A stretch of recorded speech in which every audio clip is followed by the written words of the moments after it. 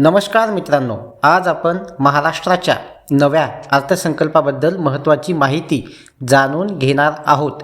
या अर्थसंकल्पामध्ये शेतकरी, महिला, पायाभूत सुविधा आणि राज्याचा आर्थिक विकास यावर विशेष भर देण्यात आला आहे। सर्वप्रथम शेतकऱ्यासाठी एक मोठी घोषणा करण्यात आली आहे। राज्यातील शेतकऱ्यांना दिलासा देण्यासाठी राज्य सरकारने 2 लाख रुपयापर्यंत पीक कर्जमाफी जाहीर केली आहे। या निर्णयामुळे लाखो शेतकरी पुन्हा नव्या उत्साहाने शेतीकडे वळू शकतील। तसेच दुसरा महत्त्वाचा मुद्दा म्हणजे महिलांसाठी असलेली मुख्यमंत्री माझी लाडकी बहीण योजना। या योजनेद्वारे महिलांना आर्थिक मदत देण्यात येत आहे। महिलांना आर्थिकदृष्ट्या सक्षम बनवणे हा आहे।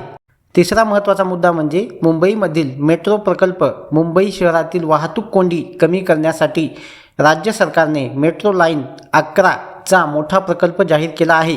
ही मेट्रो लाईन वडाळा ते गेटवे ऑफ इंडिया या दरम्यान उभारली जाणार आहे। या प्रकल्पामुळे मुंबईतील प्रवास अधिक जलद, सोयीस्कर आणि सुरक्षित होणार आहे।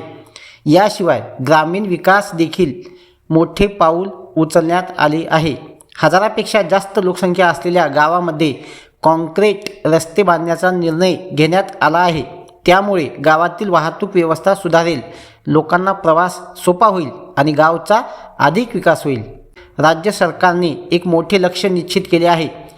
2047 पर्यंत महाराष्ट्राला $5 ट्रिलियन अर्थव्यवस्था बनवण्याचे उद्दिष्ट ठेवण्यात आले आहे।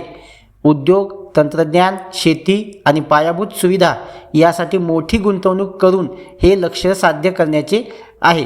मित्रांनो, एकूणच पाहिले तर महाराष्ट्राचा हा अर्थसंकल्प शेतकरी, महिला, ग्रामीण विकास आणि आर्थिक प्रगती यावर आधारित आहे। या निर्णयाचा फायदा राज्यातील सामान्य नागरिकाला होईल अशी अपेक्षा आहे। तुम्हाला या अर्थसंकल्प कसा वाटला? या योजनेचा खरोखर लोकांना फायदा होईल का? तुमचे मत नक्की कॉमेंटमध्ये सांगा। व्हिडिओ आवडला असेल तर लाईक करा, शेअर करा आणि अशाच महत्त्वपूर्ण व्हिडिओसाठी चॅनलला सबस्क्राईब करा। तसेच शेतकऱ्याच्या कर्जमाफीबद्दल आणखीन सविस्तर व्हिडिओ आपणास पाहिजे असेल तर कॉमेंटमध्ये कळवा। धन्यवाद।